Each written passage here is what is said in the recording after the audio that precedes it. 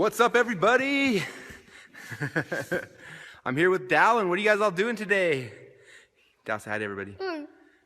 Don't squish me. It's like tickling my ear. Oh, man. Okay, so this is the story I want to tell you guys. So, and it has a very, in fact, I just told this to my team the other day. And one of them said, Russell, this is the first time I've ever been scared of you before. So I'm going to walk you guys through what happens in a typical wrestling match, because this actually has a lot to do with your business. So in a typical wrestling match, it's 3 periods. In high school, it's 2 minutes, 2 minutes, 2 minutes. In college, it's 3 minutes, 2 minutes, 2 minutes, right? So the first period, you go out there, you're both on your feet, you shake hands, and you start kind of, do I stink? Don't tell people when I stink on TV. All right.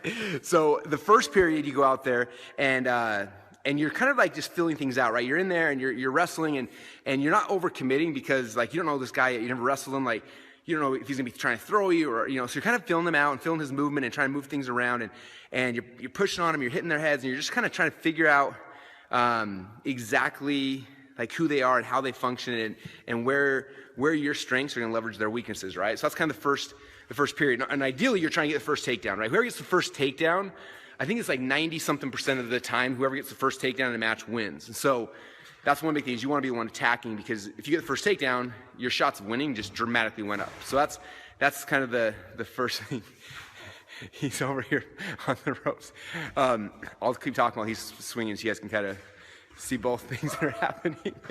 All right, so that's the first period, right? Second period, you go out there, and typically someone either starts top, bottom, or neutral, but that's besides the point for you guys. But second period, my job is to try to break the person, okay? So I go out there and start wrestling him, and usually when you're wrestling somebody, like they have firm stance and posture, and so you're in there, you're beating on their head, you're pushing them around, you're snapping, you're shooting, and my goal, though, is to break that person. Like, if they're super strong and I start shooting on them, the problem is, like, their hips are strong, their chest is strong, their arms are strong, their neck is strong, like, everything's still strong. And so what I'm trying to do is I'm trying to weaken their neck, I'm trying to weaken their back, I'm trying to weaken their legs, and I'm pushing, and I'm pulling, and I'm hitting, and I'm trying to fatigue their body in all the different weak spots, right? Because we know we have weak spots in our neck, we have weak spots in our back, we have weak spots in our hip. Like, so I'm finding their weak spots, I'm trying to fatigue them by pulling and snapping and choking and all the things I can do to weaken them, right?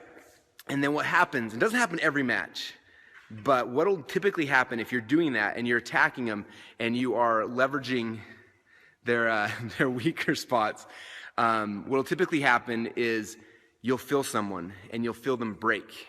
And what happens is you're pushing, and all of a sudden you feel like their shoulders go from here to there, like a slight little movement. But as soon as you feel that, you know you broke them. And when they're broke, that's when the third period takes over, hopefully, or sometimes it's the last minute or last 30 seconds. But as soon as you feel them break, and people break, they break mentally first, and they break physically. But you're pushing, you're pulling, you're doing everything, and I'm trying to break them mentally and physically.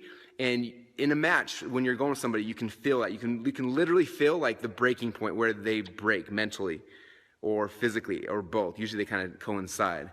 And you feel that breakage point, and as soon as you do, that helps you to increase the pace and the speed and the pressure, because you're like, I broke him. It's over now. And there's like the second wind that comes when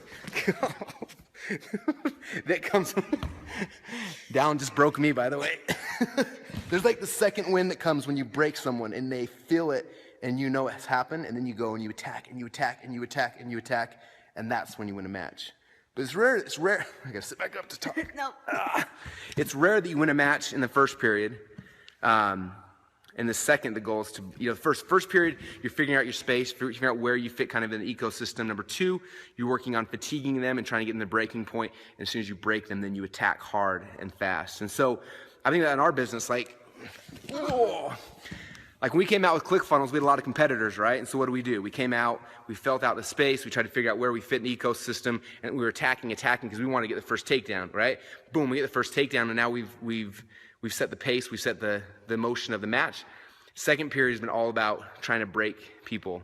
And it's been interesting, if you've been watching our market over the last 2 or 3 weeks, people are breaking, and we felt it, I felt it.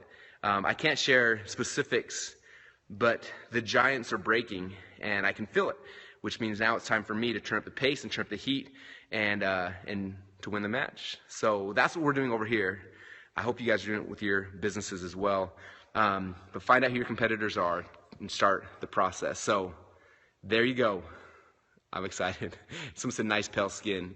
Yeah, well, that's what happens when you're in your own gym all the time working out in your house. Just kidding. All right, guys, if you got something of value out of today's Periscope, give me some love. Dallin wants some hearts. Down like this with your fingers so they can do it. Fast as you can. Faster, faster, faster. Ah! All right, see how fast they're coming, dude? Yeah. All right.